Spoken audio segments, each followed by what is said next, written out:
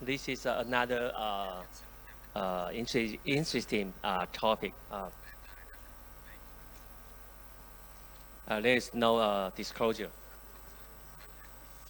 This slide was showing that the four important the pollution can be very important issue we have to face.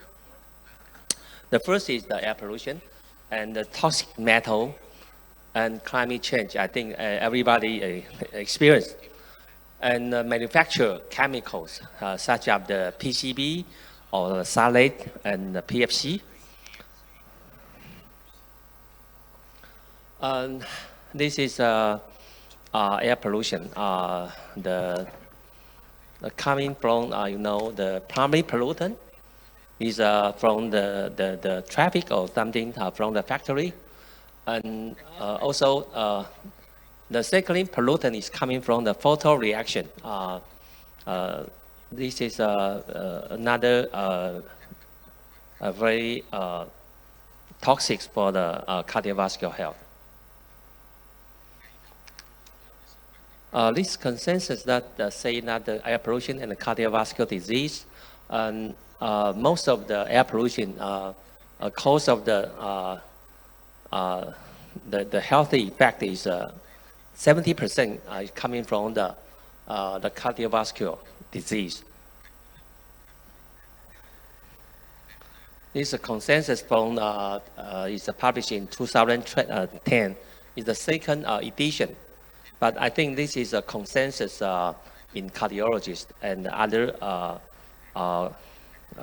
experts.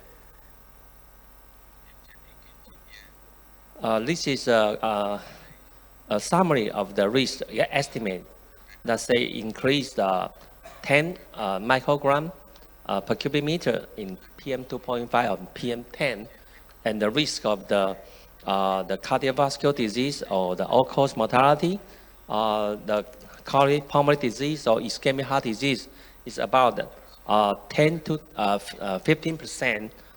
This is a long-term cohort study, and the exposure timing increase, and the risk of mortality will increase. This is a summary for the premature deaths coming from the air pollution each year. This is we found in the Levido. It's from the Harvard University.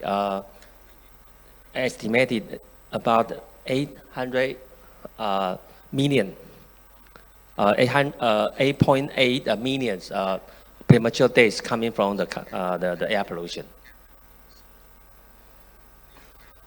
This is another study that published 2 years ago. This after 16 years follow-up, and we found that even the PM 2.5 decreased. However, the ischemic heart disease, the lung cancer, the stroke, COPD, and the diabetes, the major chronic disease increase. So we are using land use regression model. It's coming from the escape from the Europe. The model to estimate the residential exposure to the air pollution from your resident site, and we select the 20 and 40 point to estimate. It's about 1 year's monitor. And we found that the traffic related long-term air pollution estimate from the land use regression model, and we found that the subclinical atherosclerosis increase. This is my study in the young, in the middle age workers. We found that this is a very significant increase by the air pollution. And also they will increase the WBC and monocyte and other fibrinogen and other hematological parameters. This is the study is in 800 young adult and adolescent, and we found that the PM2.5 and NOx exposure increased the subclinical atherosclerosis. And we estimate, we measure also the PM2.5, the component, element component, including, the manganese, ferrous, and copper and the zinc also increase the subclinical atherosclerosis. This study also, we found that the exhaust from the 1,3-butadiene, the coming from the traffic and from the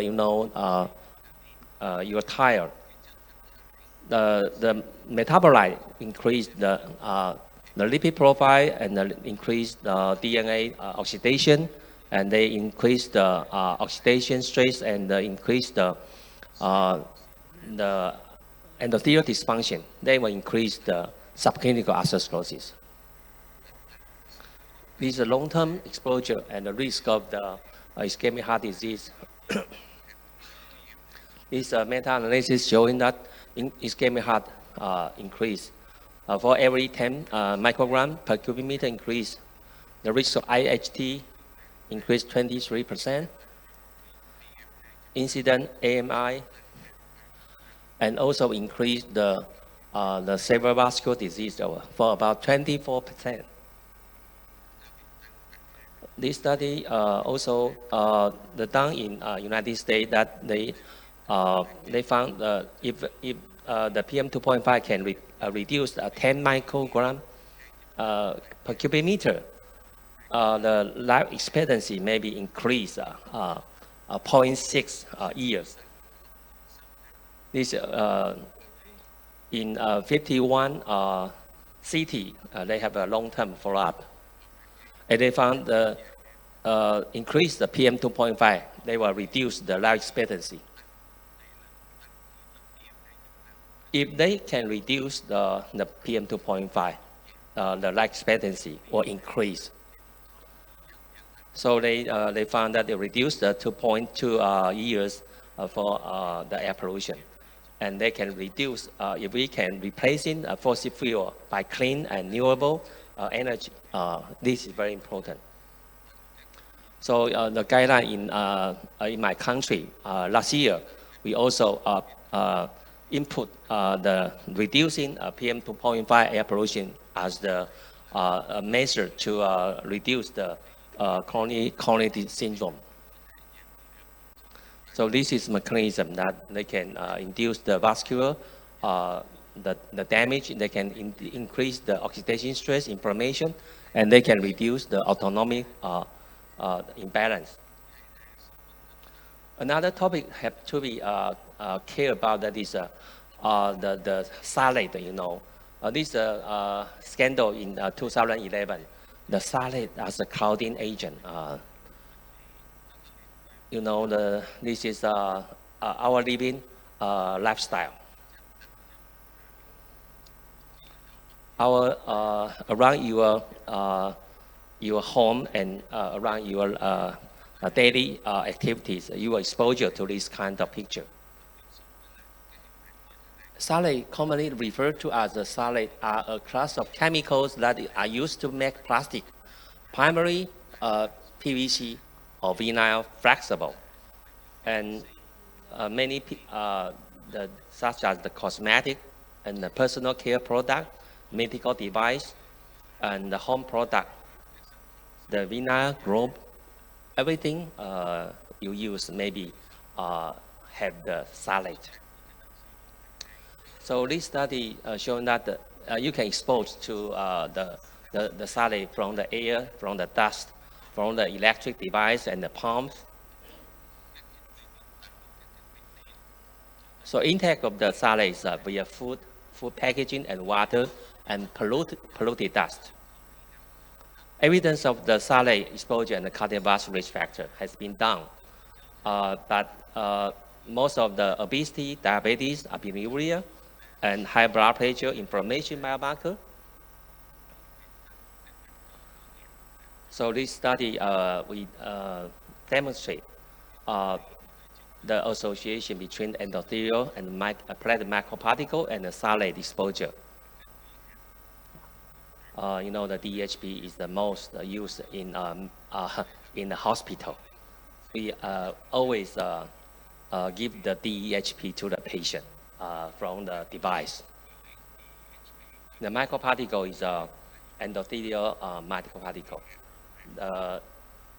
Can be used as a biomarker of endothelial dysfunction. So we found that the increase in MEHP exposure, the endothelial microparticle increase, and the platelet microparticle also increase. This is a multiple analysis showing that the MEHP increase the endothelial dysfunction. And also we found the MEHP and the insulin resistance and the low testosterone. The glucose increase and the insulin increase by the MEHP concentration. HOMA and the testosterone is the reverse direction. So these multiple variable analysis, we found that also increase the DHP or increase the HOMA IR and the insulin. The phthalate exposure also increased the subclinical atherosclerosis in young adults.